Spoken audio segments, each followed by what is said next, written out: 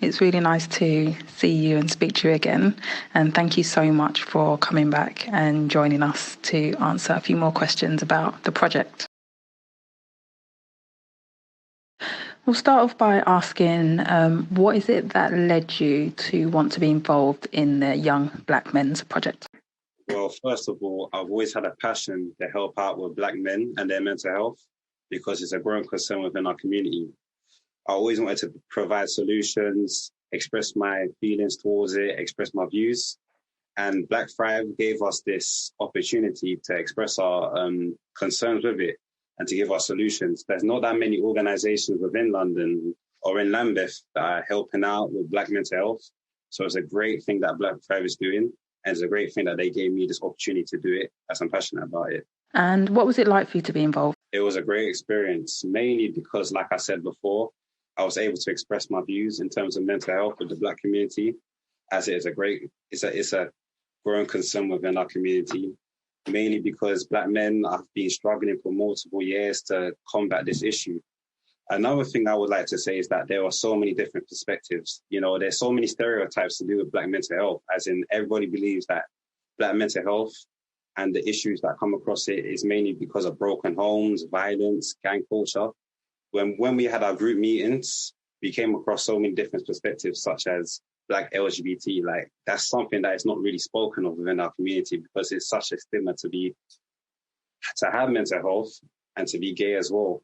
And that's something that we came across in our group meetings. And I was intrigued by it because, you know, I understood now that, you know, it's not just one struggle that we're dealing with, it's multiple struggles. And we need to come as a community to, you know, tackle this whole Black mental health issue and understand that there's so many different stories, perspectives behind it.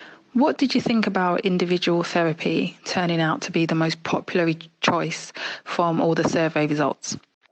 From my personal experience, I agreed with the idea that therapy should be should be the priority in tackling this issue, mainly because, like I said before, so many Black men keep their mental health as a secret because they're ashamed. They feel like it makes them look weak. It's a stigma, not only with Black men, but with men across the whole UK, across the whole world, because men are seen as these patriarchal beings that are supposed to be strong, supposed to be tough, not show emotion, you know. So therapy gives them that platform to express themselves in confidence and in secret as well. So yeah, that's why I believe therapy should be one of our priorities. Plus, I was reading something about how, like, Black men in particular, when they keep their emotions bottled up, they not only put their mental health at risk, they also put their chronic illness at risk as well, because now their immune system is all weak because of the stress they've been putting out. And in later years, it starts to have an effect on their body. So now that we're trying to get therapy within it, it's now giving us that way of stopping all those problems from attacking Black men within later years, so on and so forth. Do you think that we can make individual therapy more accessible to young Black men? And what do you think are the most important factors to be considered? First and foremost is we need to make sure that therapy is known within London, because one of the things we said in our group meetings is that not a lot of people know how to even access therapy. Plus, they don't know that therapy is an option within London or Lambeth for Black men. So we spoke about advertisements such as, you know, social media advertisements with Instagram, Twitter. We also did say we could do newspaper advertisements, but for someone of my age group, we believe that they wouldn't really pick up a newspaper realistically and read it. So that's one of the factors. Another factor was that we spoke about how, like, Black men might be kind of embarrassed to go out in a way and go into a building where it's known that this is for mental health. So we spoke about how, like, we should keep it a secret, or like just design a place where it keeps the ideal mental health not being out in the open, if you get what I mean. So that was another factor we came across. What do you think needs to happen to continue to support young Black men's well-being? Although therapy is the priority in helping Black men with their mental health, there needs to be a support system afterwards. So, like, one example I'll give is sports and sports activities. With sports activities, they could, like, help Black men express themselves more in a physical way.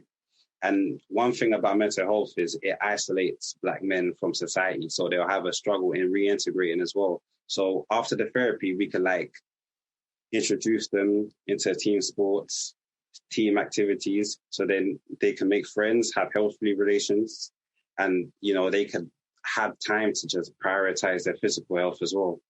And finally, if you were to speak to a room full of psychologists, what is it that you'd want them to know? And what action would you want them to take moving forward? I think one of the biggest things they need to know is that a lot of Black men, they do not know how to express themselves in terms of their emotions, as they kept it bottled up for so long. So that they need to understand that, it's going to take some time for that person to open up. It's going to take some time for that person to express themselves, because some might be keeping it a secret, but they just generally don't know how to express themselves, So they need to understand that this process is going to take a while. And one thing I would like to say is they need to understand as well that there's going to be things they're going to hear, and it's going to like make them feel uncomfortable, because certain Black men have been through some stuff that the average citizen hasn't seen, like, violence, domestic violence, inner city violence. So instead of being judgmental, or instead of, going back, because I don't know how therapists, they work when they hear things that they're not supposed to be hearing on an average basis. But I don't want a scenario where like a therapist hears this and then they go behind the person's back and then they go to the police or they go to social service and they start saying things that are supposed to be confidential. Instead, if you feel like that's the necessary process, the necessary step to take, then maybe you should recommend it with the person that is giving you their secrets or expressing themselves, Try and build that relationship rather than, being sneaky behind their back.